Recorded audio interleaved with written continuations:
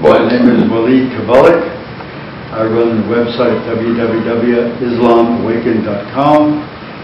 It's dedicated to helping the West read the Quran. It does this by providing every single verse of the Quran with both the Arabic transliteration and 50 translations of that particular verse. And I do every verse that way. I do with a lot of help from my wife, Khadija. Yep. Assalamu alaikum. My name is Habiba Kabali, and in addition to helping my husband with the Islam Awaken website, I also created a website, an e-publication called muslimacompass.org, and the reason for that is I present role models, female role models around the world, Muslim women, so that other Muslim women can see and know that as a Muslim woman, there are no restrictions. You can, the sky's the limit, basically. You can be and do whatever, whoever you want to be. And I also have a portion in there where I help with some career guidance. And I also spotlight different issues. I like to deal with the very hard issues. Issues such as drug and alcohol abuse in our community, and along with solutions that, if a family member is in that kind of condition, how the family can intervene and the kind of resources available to them. I also, have pictured the issue on forced marriage. So basically, I made this website. It's free, and the reason why it's free is because now with technology, Muslim women in the deepest parts of Asia or deepest parts of Africa, everyone has a little cell phone, so she can access this and learn Islam. Well, I was born in New England, and I was raised Unitarian Universalist, which I kind of think is Islam light, in my opinion. And so I learned about Islam at a very, very young age, and so I had been aware of it. And then later on in life, as an undergraduate, I did an Asian Studies program, and I took the course on Indian and Oriental religions, and I studied Islam again there, but in an academic way. Got the top grade in the class, by the way, on that test. So I had always thought that I had known what Islam was. And it wasn't until a couple of years ago I became Muslim in 2011, when I actually prayed to have my heart open, and I kind of saw Islam, and I was reading the Quran, and I saw things in it. When I thought that I had known what it was, I really hadn't. It hadn't really spoken to me. And I was just reading it, and it fit everything. It fit all of the truths that I had already had within myself, and the way that I view the world. And the way I think of it is, it was always there, but I didn't know the language. And the language was given to me for the first time. And it just made sense. Yes, please. How did you get inspired to go in the direction of the Quran? What prompted you? I mean, we all grew up in a society where we are bombarded from everywhere. Why you chose that? Actually, he's asking me, how did you come about doing all this? I've already uploaded my interview with somebody. Later on you can see that documented, but I'll give you in my brief. Actually, I was a model. Are you No, I'm not. I'm serious. In my young age, I was a model. I was working on a ship. If I would have continued, I would have become the captain of the ship. And I had video business, like video filmmaking and this and that. So what happened once, I was in Pakistan, there are tough situations, I was taken on account. And I was a very good boxer. I love Muhammad Ali. He's my idol, and in boxing as well. And I myself also know very good boxing at young age, not now, when I was young.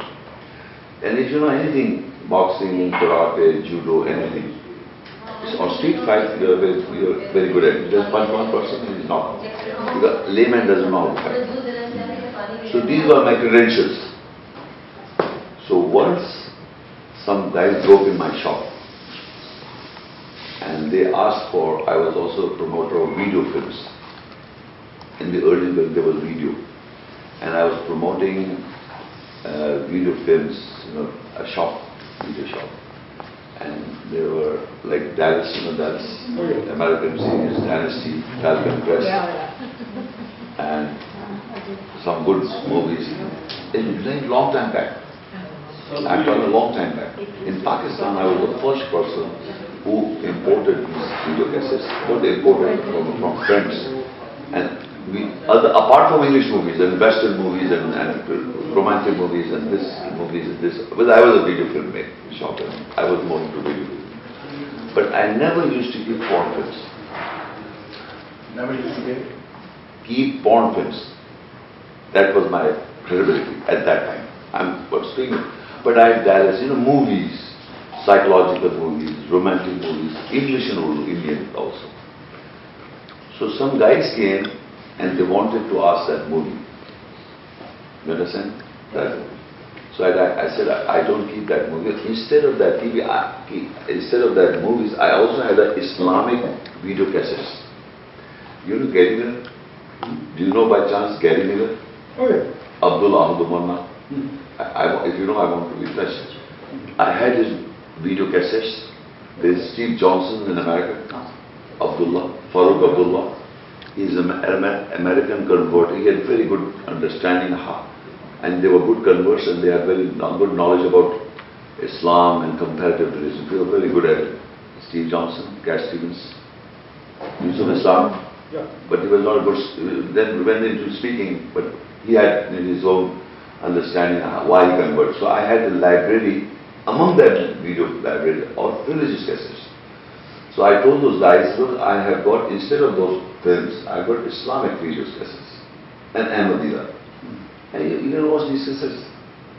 Those guys were interested in something and I'm saying take these lectures. I was not a good Muslim at that time. But I said you can watch these video cassettes and like this TV is not that big. I used to show, look, this, you have got this cassette and these, you can see this cassette. So I did not know they were terrorist-like people. But since I was a fighter, I said, you see, I'm telling you, I don't keep this friends, get out. So they went back and they come with a gun. 4 or 5 guys. And sticks, My younger brother is ex-commander in the army and I also fought the war of 1971 and all the boxing. So we thought, what? They're showing the gun, these guys. So we had a fight. So my brother was knocked off. He was unconscious and I got the hold of that one person and put him down and his gun also down. On his back I was holding this gun. The other fellow, he banged with his butt on my head and 7 or 8 times he did it very hard on my head. I was holding the other person's gun and I was afraid. I was telling him, look brother, this is a very small matter that you have come with a gun on this little matter about movies and why are you doing all this? So, but I was holding his hand, not realizing that the person is hitting me with another gun, he could have killed me.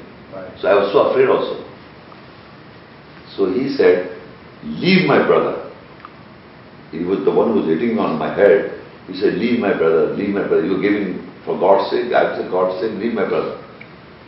So I opened my eyes, somebody's hitting on your eyes are closed. So I opened my eyes. So I saw a gun here and I saw a gun here. And from that fellow, I was holding his hand, a shot fired, this guy. So it was a very small room this happening. I thought I'm shot. Really, I thought I'm shot because that head injury was making me unconscious. I thought I'm going to die now. Immediately, I asked God. And everybody asked God, I think. I said, God, I've not done anything. Give me life once.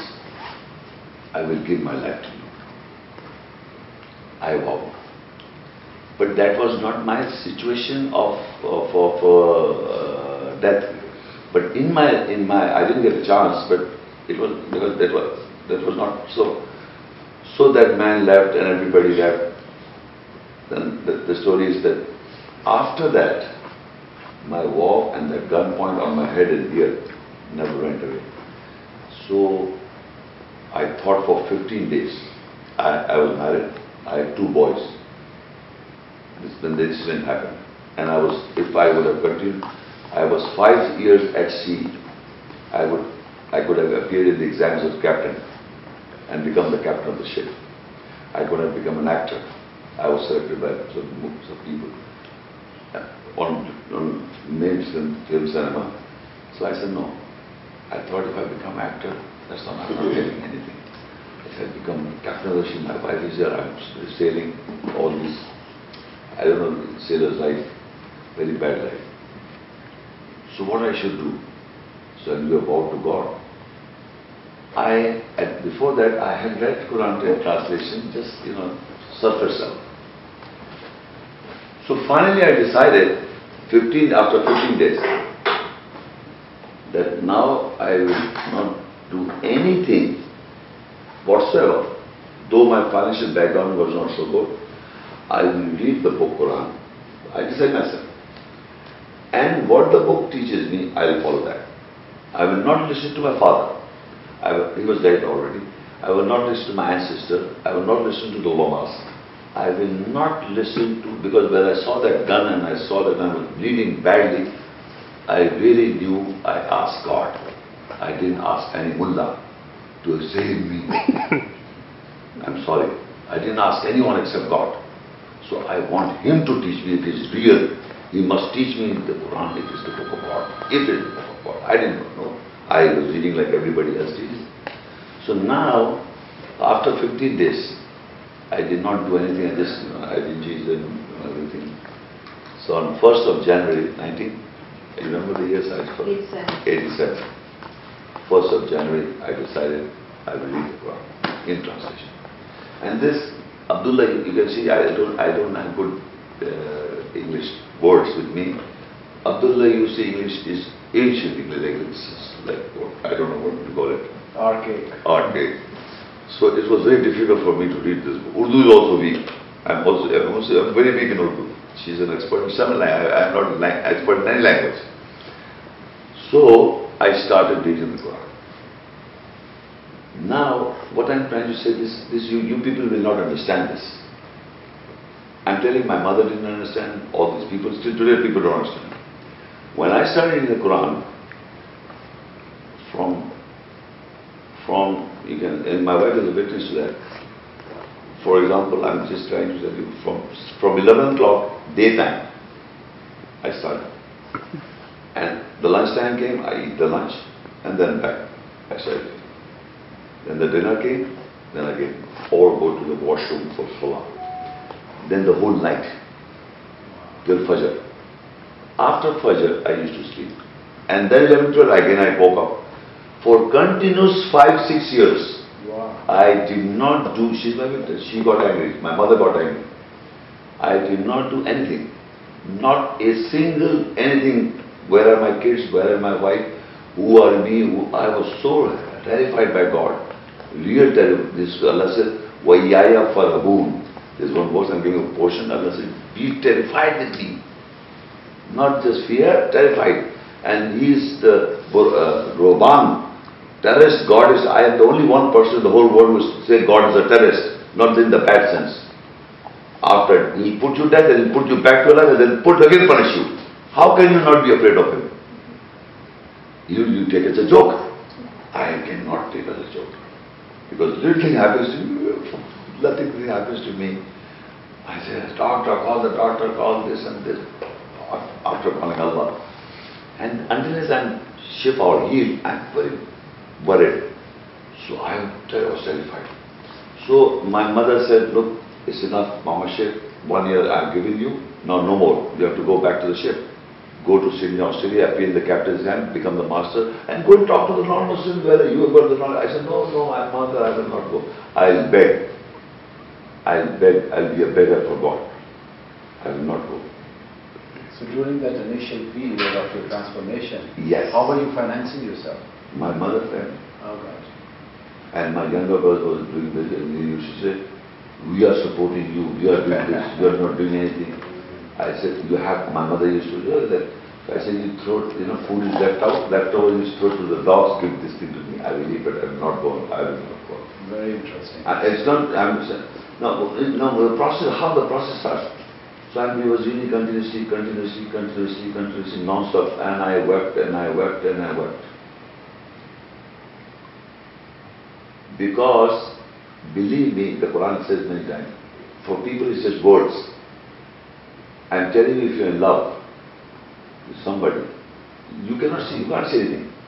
You become blind from other things.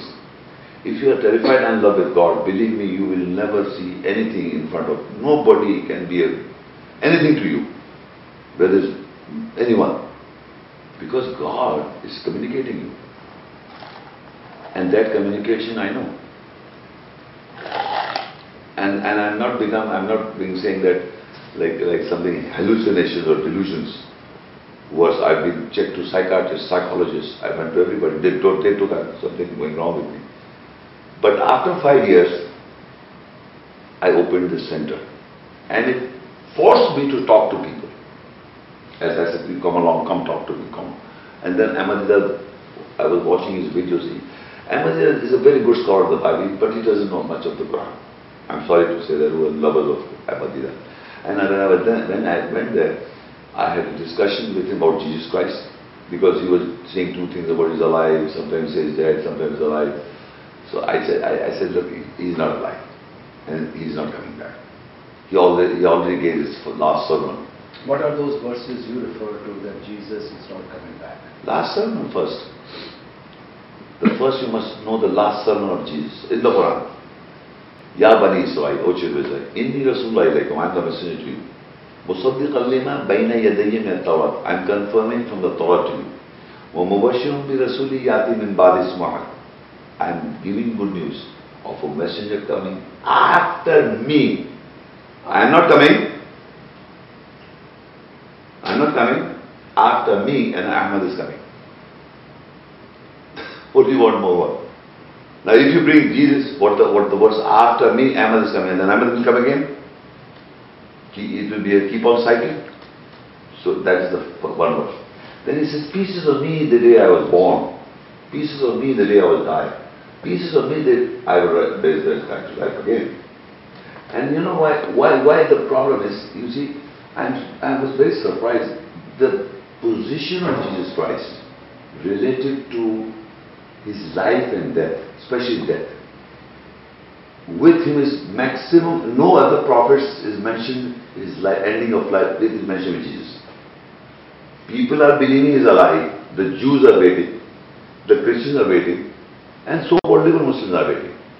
We are also waiting for Mehdi. Yes. Yeah, but where the origin is the Jews.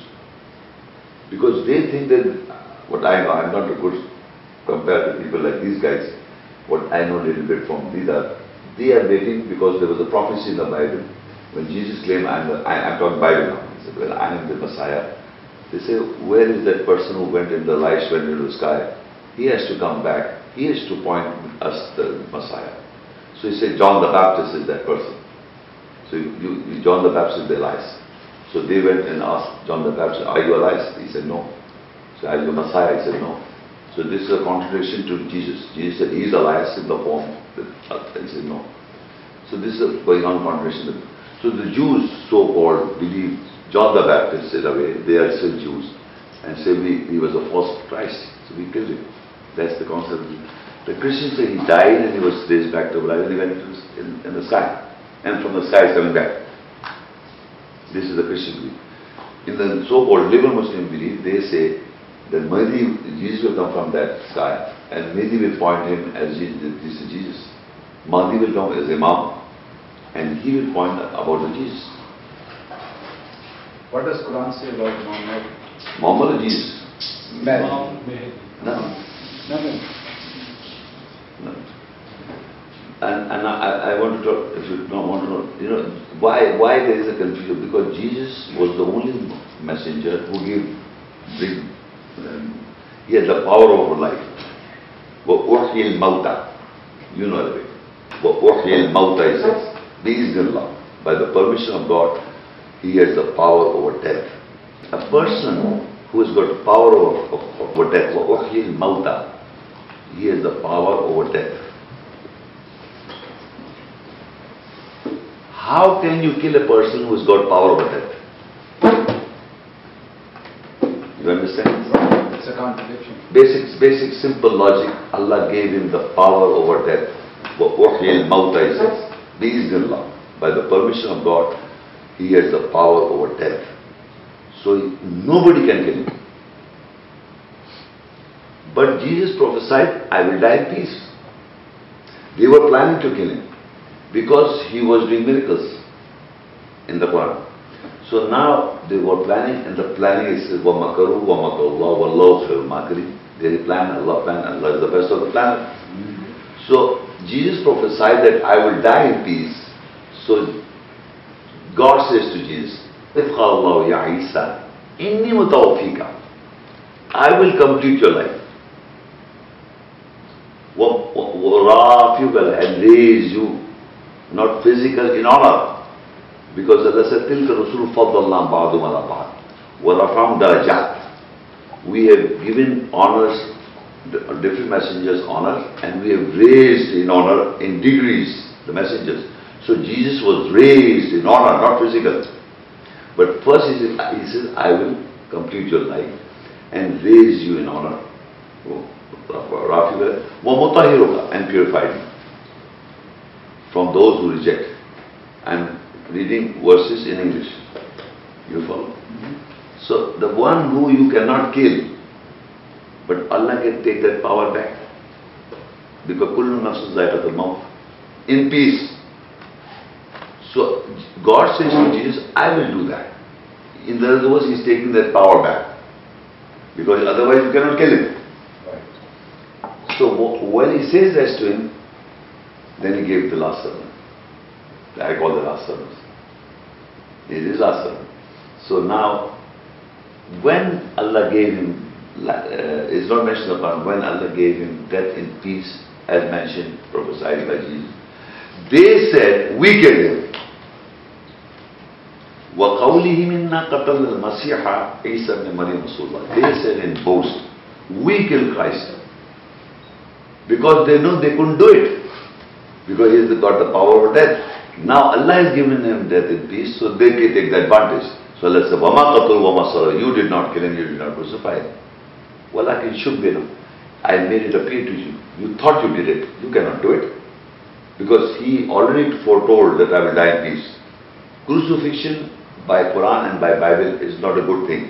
It's for bad people. So some logic comes, look, He took the sins of mankind, that He became bad. He was crucified. I don't know what that logic is. Anyway, so He died in peace.